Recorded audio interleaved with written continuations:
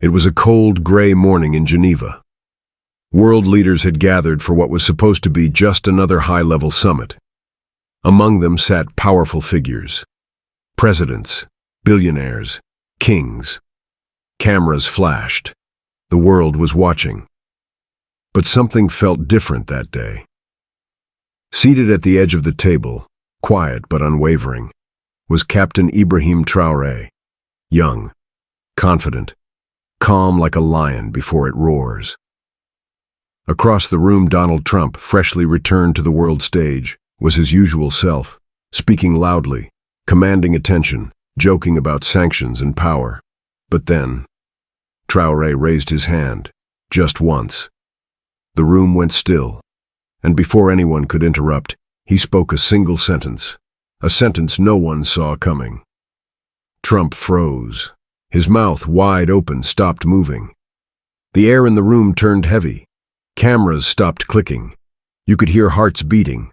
That one sentence, just 13 words long, would go on to shake empires, wake nations, and ignite a fire that had long been buried. No one understood its full weight. Not yet. But something had changed forever.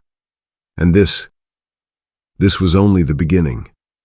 Long before that room in Geneva, before the silence, before the sentence, there was a boy.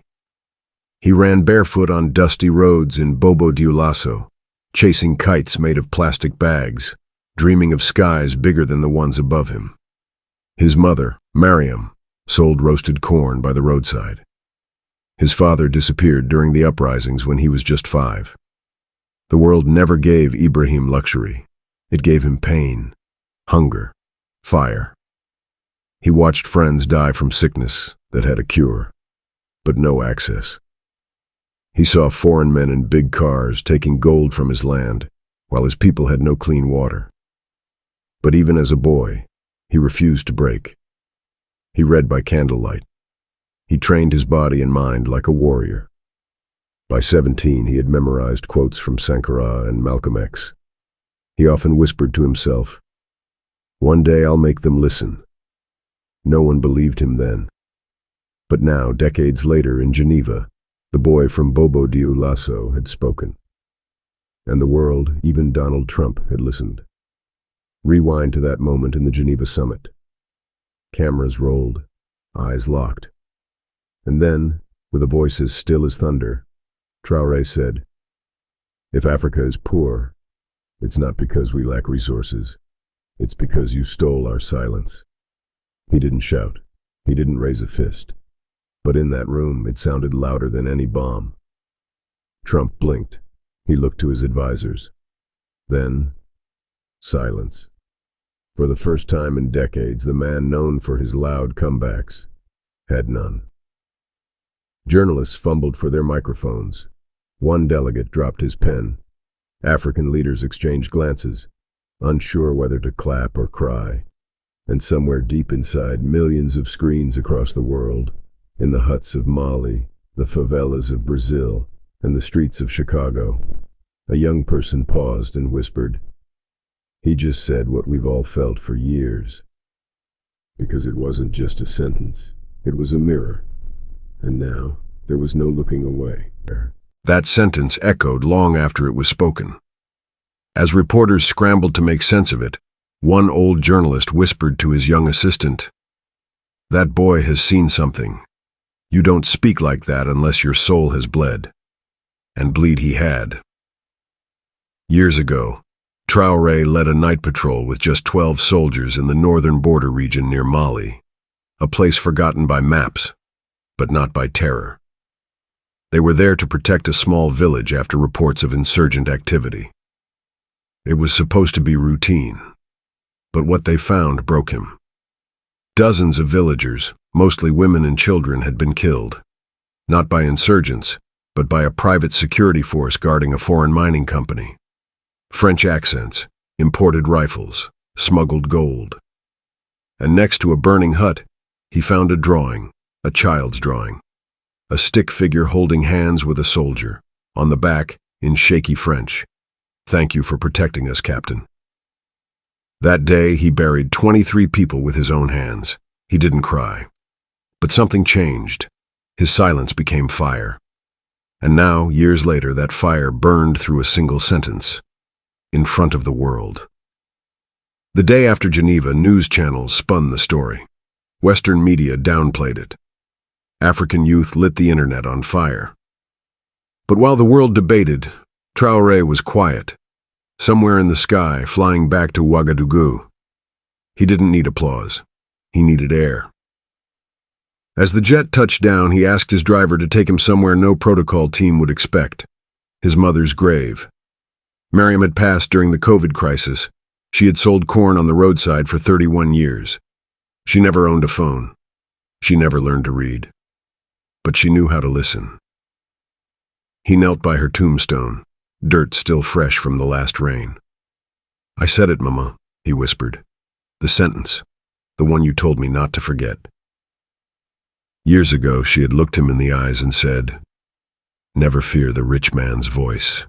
Fear the silence of the poor." He turned that silence into thunder.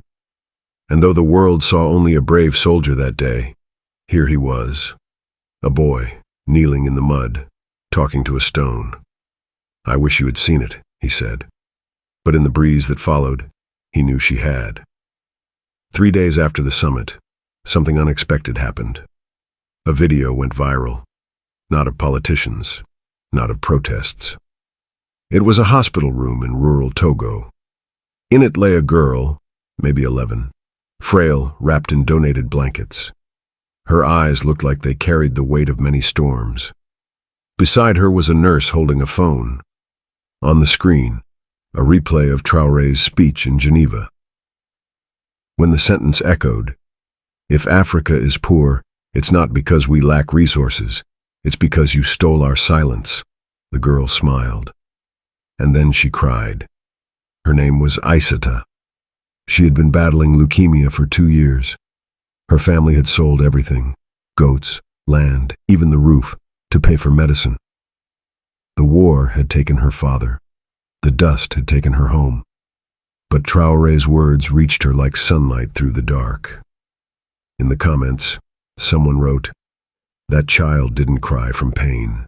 She cried because someone finally spoke for her." And so, the world began to change. Not with weapons, but with words. And behind every tear falling in every forgotten village, something powerful was rising. Hope. 3 days after the summit, a call came through to the Burkina Faso presidential office. It was from a teacher named Madame Bernadette, 58 years old, from a tiny village in the Sahel region. Her voice shook. "I don't want anything, Captain," she said. "I just want you to know, my students clapped when you spoke." Ibrahim Traoré asked to speak to them. A classroom full of barefoot children, sitting on cracked benches and using broken chalk, gathered around a tiny speaker. When they heard his voice, they gasped. Some even cried. "Do not let anyone tell you that you are small," he told them gently. "Your minds are gold, and this time, we're keeping it here." A little girl named Fatima raised her hand. "Captain, is it true Trump couldn't speak?" Traoré smiled for the first time in days. "Yes, Fatima, and it wasn't magic. It was the truth." And in that moment, a small village school felt like the center of the world. Because it wasn't just about power anymore. It was about dignity. Far away in Washington, D.C., things were uneasy. Inside a closed-door intelligence meeting, officials sat around a mahogany table, watching the Geneva clip for the 47th time. The same moment, the same sentence, the same reaction. "Why didn't he respond?" one official asked. "Trump always responds." No one had an answer. But then a younger analyst, barely 30, spoke up. He didn't respond because he couldn't. She paused. Traoré didn't insult him. He exposed him.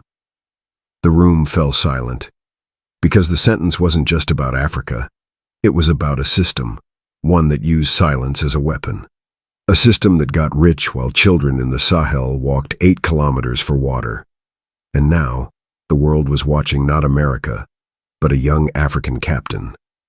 There were murmurs about damage control, media distraction, even blacklisting. But one older diplomat stood up and said, "No, don't attack him. That'll make him a legend." Too late. He already was. Her name was Alizeta. No one outside Burkina Faso knew her. She wasn't a politician. She wasn't rich. She worked as a cleaner in a hotel in Paris. But after Traoré's Geneva speech, something changed in her. She made a video. Just her, sitting in a dim apartment, wearing her headscarf. No script. Just her truth. "I work 14 hours a day," she said. "I scrub bathrooms while people laugh about Africa at dinner. But today, I walked with my back straight. Because our president made the world listen." She wept. "I left my country because there was no hope. But now I believe again. Captain, you gave us back our voice." That video, it spread like wildfire, translated into 9 languages, played in schools, shared by nurses, migrants, even soldiers. It wasn't edited. It wasn't filtered. It was real. And suddenly, Traoré's sentence wasn't just a moment anymore. It was a movement. It was a quiet evening in Ouagadougou. As the sun dipped behind the red clay rooftops, Captain Traoré walked alone through a part of the city he once called home. No guards, no cameras, just memories. He stopped at an old library, half collapsed, mostly forgotten.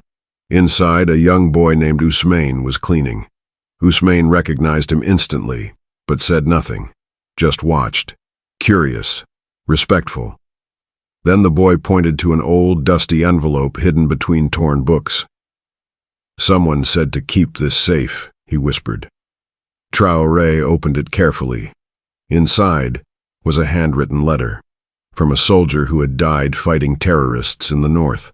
His name was Abu, and the words inside were the kind that rip through the soul. "I don't fear death," Abu wrote. "I fear that we die for nothing. Make our death mean something, Captain." Traoré stood there silently for minutes. He folded the letter and placed it inside his pocket, close to his heart. That night, he couldn't sleep.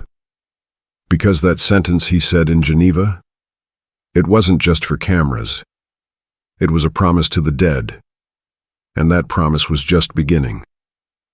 In the rural town of Goram Goram, there lived a boy named Idrissa. Every morning, Idrissa woke up before the sun. Not for school, not for games, for bread. He would walk 5 miles to the next village, hoping the bakery had extra scraps. Many days he came back empty-handed. His younger sister, Aisha, would wait by the gate, smiling no matter what. But on one unexpected day, a group of men in army green arrived in their village. They didn't carry guns. They carried books and bread. It was a new program started by Traoré's leadership, feeding centers for children in forgotten regions. No cameras, no media, just service. When they handed Idrissa his first full loaf, he didn't say a word. He just held it close like treasure. One soldier knelt beside him and said, "You're the reason he fights." "Who?" Idrissa asked. "Captain Traoré."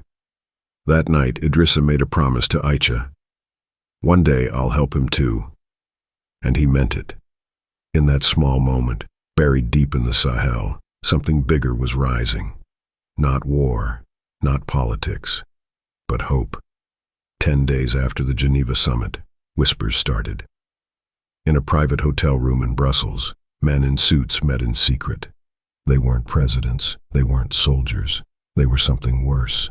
They were deal makers, from oil, gold, uranium, the ones who never appear on TV but pull the strings behind every regime. Their goal was simple. This Traoré problem must end. A plan was drafted. Discredit him, divide his people, freeze support. But one man in the room, a former African diplomat, slammed his hand on the table. "Have you ever seen children cry because they finally had shoes?" he said. "You don't know what he means to them." The room went quiet. But money doesn't cry, and power doesn't wait. Outside that room, Traore was preparing for something even bigger. A declaration no one saw coming. A sentence so powerful, it would freeze every deal-maker, politician, and yes, even Donald Trump, into absolute silence. But not yet. First, the world had to listen, because the countdown to everything changing had already begun. The night before the global summit, Ibrahim Traoré stood alone on the rooftop of the Burkinabe embassy in Geneva. The city below sparkled with wealth. But Traoré's mind was thousands of miles away, in Djibo, where mothers still mourned their sons, and children dug through dry earth hoping for water. He looked at his speech, typed neatly on a white sheet, but something didn't feel right. He tore it up. Because tomorrow wasn't for paper. It was for the souls who couldn't speak for themselves. That same night, across the Atlantic, Donald Trump was preparing for a major televised panel. He wasn't expecting Traoré to be there. Not physically, not politically, not spiritually. But sometimes, truth travels faster than invitations. And the sentence Traoré was about to deliver? It wouldn't be just a political message. It would be a funeral bell for lies, and a birth cry for a new world. And even Trump, the man who speaks louder than most, would not find a single word to answer back. Because when truth arrives clean, noise becomes useless. The hall was packed. World leaders, CEOs, billionaire donors, security officers. All eyes were fixed on the panel, where Donald Trump sat confidently, arms folded, expecting another round of usual geopolitics. But then, the screen behind the stage lit up. A live feed appeared. Ibrahim Traoré, no suit, no tie, just his captain's uniform and eyes full of thunder. He didn't greet anyone. He didn't smile. He simply looked straight into the camera and said, "If your freedom depends on keeping my people poor, then your freedom was never real." A silence fell over the entire room. No rustling, no whispers, just silence. Trump blinked. His mouth opened slightly, but no sound came out. It was as if the weight of those words, so sharp, so honest, so undeniable, ripped the language out of his throat. Millions watched live. Some wept. Others stood up in their homes, clapping through tears.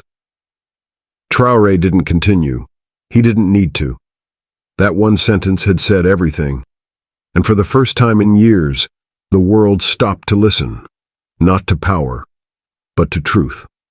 Far from the glimmering lights of Geneva, a mother sat under a neem tree in Burkina Faso. Her name was Awa. Her son Karim had died the year before, defending their village from armed raiders. He was just 17. When Ibrahim's sentence echoed across the world, it reached Awa through an old radio powered by a solar panel. She closed her eyes, and for the first time since Karim's death, she smiled. Because in Traoré's voice, she heard her son's dream. She called the village children over and said, "Listen to this voice. It speaks for all of us." Even the elders sat in silence. It wasn't politics anymore. It was something deeper, sacred. That sentence wasn't just a speech. It was a funeral prayer for the exploited and a battle cry for the future. And though she had no phone, no internet, no television, Awa's heart whispered the same words that echoed across Washington, Paris, and beyond. He said it. He finally said it. Tears flowed. Grown men cried, and the world tilted. Just a little, but just enough to matter. After Traoré's sentence echoed across the globe, the reactions poured in like a tidal wave.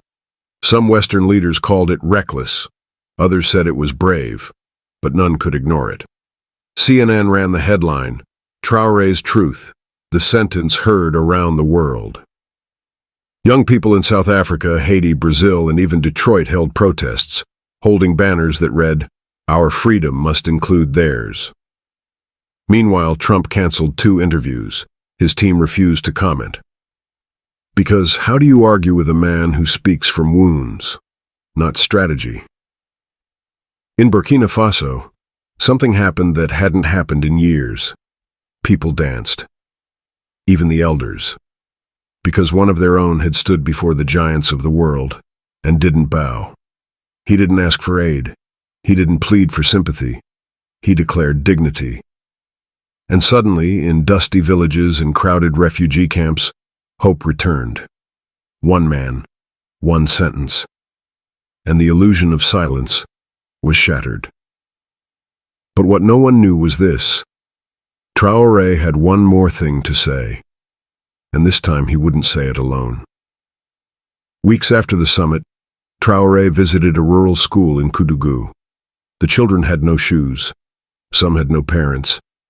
Yet when he walked in, they stood, hands over hearts, eyes wide with pride.